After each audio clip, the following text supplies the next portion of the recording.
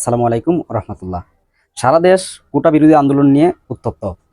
আর আজ কোটা বিরোধী আন্দোলনকারীদের কপিল মিছিল এবং গাইবেন জানাজা।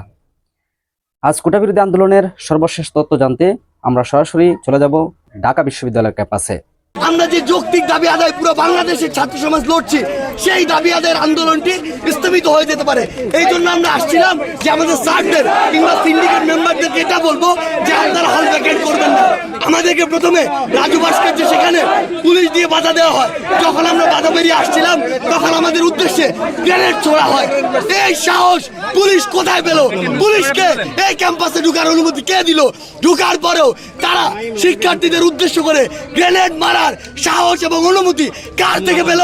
এই জবাব পুলিশকে দিতে হবে, ঢাকা বিশ্ববিদ্যালয় প্রশাসনকে দিতে হবে।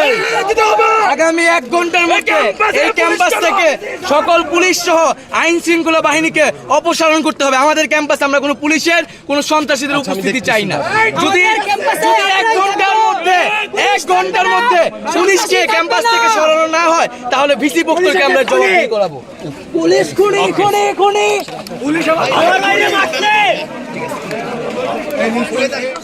প্রশাসন জবাব চাই। ক্যাম্পাসে সন্ত্রাস কেন? প্রশাসন জবাব চাই। ক্যাম্পাসে বাবুল ভাই ধরো। প্রশাসন জবাব চাই। ক্যাম্পাসে বাবুল ভাই প্রশাসন